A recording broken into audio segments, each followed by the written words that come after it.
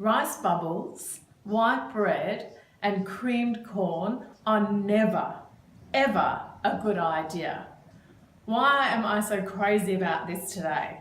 Well, today I saw a lady who has had diabetes for many, many years, and as a consequence has now developed something called gastroparesis. And this is where the emptying of your gut is slowed down significantly.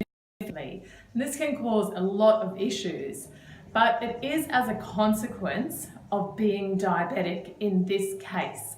And it's as a result of her diabetes being out of control for many, many years, her blood sugars being high, and this is one of the things that can happen when you are diabetic.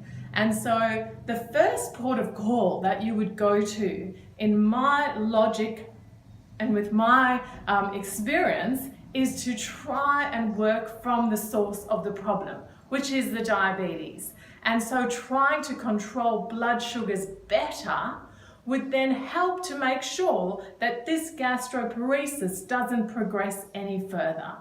However, at diagnosis, she was referred to a dietitian who had a conversation with her and sent her some information as to the types of food that she should now be consuming. And this included things like rice bubbles, white bread, and creamed corn. I completely get that when people have this condition, a low fibre, soft diet is really important to help. However, there is no place for someone with diabetes to be eating those types of food.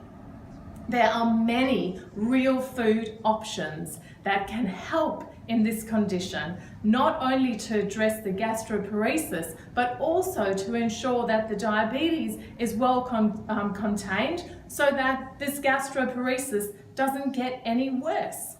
How on earth can you recommend things like that, which might help with transit time in your gut, but are just making everything worse, creating this crazy vicious cycle for this lady? So then in 5 years' time, she's just going to find herself in a far worse off position.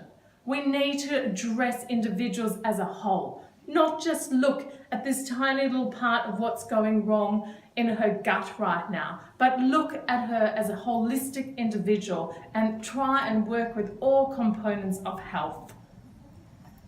Time to open eyes and make some better choices. Hopefully, if this is something that you need to consider in your diet, you can. And if you are or have different health issues going on, that you can address them all together, not in individual little boxes. We don't work like that.